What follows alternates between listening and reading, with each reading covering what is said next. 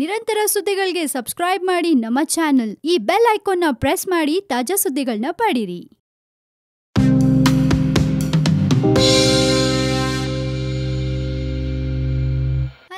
ನೋಡ್ತಾ ಇದ್ದೀರಾ one India Kannada YouTube channel. ನಾನು ರಶ್ಮಿ.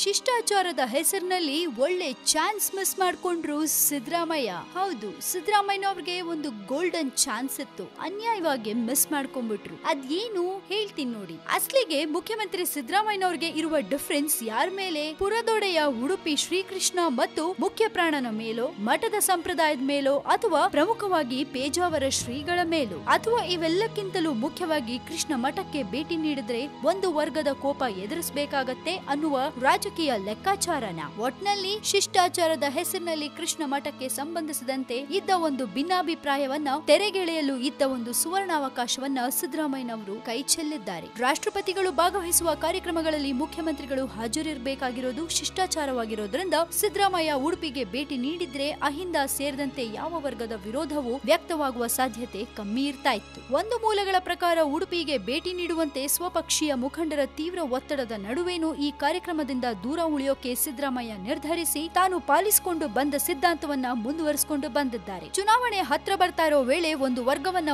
ಓಲೈಸಲು ಹೋಗಿ ಇನ್ನೊಂದಷ್ಟು ವರ್ಗಗಳ ವಿರೋಧ ಕಟ್ಕೊಳ್ಳಲು ಉಡುಪಿ ಘಟನೆ ಕಾರಣವಾದ್ರೂ ಆಗಬಹುದು ಅಂತ ವ್ಯಾಖ್ಯಾನಿಸಲಾಗ್ತಾ ಇದೆ. ಮುಖ್ಯಮಂತ್ರಿಗಳ ಭಾನುವಾರದ ವೇಳಾಪಟ್ಟಿಯಲ್ಲಿ ಬೆಳಗ್ಗೆ ರಾಷ್ಟ್ರಪತಿಗಳನ್ನ HL ವಿಮಾನ ನಿಲ್ದಾಣದಿಂದ ಉಡುಪಿಗೆ ಬೀಳ್ಕೊಟ್ಟ ನಂತರ ಇಡೀ ದಿನ ಕಾರ್ಯಕ್ರಮಕ್ಕೆ ರಿಸರ್ವ್ಡ್ ಅಂತ ಪ್ರಕಟವಾಗಿತ್ತು. ಹಾಗಾಗಿ ಕೊನೆ ಕ್ಷಣದಲ್ಲಿ ಸಿಎಂ ಉಡುಪಿ ಕಾರ್ಯಕ್ರಮದಲ್ಲಿ ಭಾಗವಹಿಸಬಹುದು ಅಂತ ನಿರೀಕ್ಷಿಸಲಾಗಿತ್ತು. ಆದ್ರೆ ಮುಖ್ಯಮಂತ್ರಿಗಳು ಬೆಂಗಳೂರಿನ ಕಾವೇರಿ ನಿವಾಸಕ್ಕೆ ಡಾಕ್ಟರ್ ಪರಮೇಶ್ವರ್ ಅವರನ್ನ ಕರೆಸಿಕೊಂಡು ಬೆಂಗಾವಲು ವಾಹನ ಮತ್ತು ಭದ್ರತೆಯನ್ನ ವಾಪಸ್ ಕಳಿಸಿ ಅಜ್ಞಾತ ಸ್ಥಳಕ್ಕೆ ತೆರಳಿದ್ರು ಅನ್ನುವ ಮಾಹಿತಿ ಲಭ್ಯವಾಗಿತ್ತು. ಸಿದ್ದರಾಮಯ್ಯ ಉಡುಪಿ ಕಾರ್ಯಕ್ರಮಕ್ಕೆ ಗೈರು ಹಾಜರಾಗಿ ರಾಷ್ಟ್ರಪತಿಗಳಿಗೆ ಮತ್ತು ಶ್ರೀಕೃಷ್ಣನ ಲಕ್ಷಾಂತರ ಭಕ್ತರ ಭಾವನೆಗಳನ್ನ ಅವಮಾನಿಸಿದ್ದಾರೆ ಅಂತ ಈ ಭಾಗದಲ್ಲಿ ಸಾರ್ವಜನಿಕರು ಮಾತಾಡ್ಕೊಳ್ತಾ ಇರೋದು ಒಂದು ಪಕ್ಷವಾಗಿ ಕಾಂಗ್ರೆಸ್ಗೆ ಮುಂಬರುವ ದಿನಗಳಲ್ಲಿ ಹಿನ್ನಡೆಯಾದ್ರೂ ಆಗಬಹುದು. ಕನಕ ಗೋಪುರ, ಕೃಷ್ಣ ಮಠದಲ್ಲಿನ ಪಂಕ್ತಿ ಭೇದ ಮತ್ತಿತರ ಕಾರಣಗಳಿಂದ ಉಡುಪಿಗೆ ಈ ಹಿಂದೆ 4 ಬಾರಿ ಭೇಟಿ ನೀಡಿದ್ರು ಕೃಷ್ಣ ಮಠಕ್ಕಾಗ್ಲಿ ಅಥವಾ ವಯೋವೃದ್ಧ ಯತಿ ಪೇಜಾವರ ಶ್ರೀಗಳನ್ನ ಸಿದ್ದರಾಮಯ್ಯ ಭೇಟಿಯಾಗಿರಲಿಲ್ಲ. ಭಾನುವಾರದ ಕಾರ್ಯಕ್ರಮದಲ್ಲಿ ಸಿದ್ದರಾಮಯ್ಯ ಭಾಗವಹಿಸದೇ ಇದ್ದದ್ದಕ್ಕೆ ಪಕ್ಷಾತೀತವಾಗಿ ಎಲ್ಲಾ ಮುಖಂಡರು ಬೇಸರ ವ್ಯಕ್ತಪಡಿಸ್ತಾ ಇದ್ದಾರೆ ಅನ್ನುವ ಮಾಹಿತಿ ಕೂಡ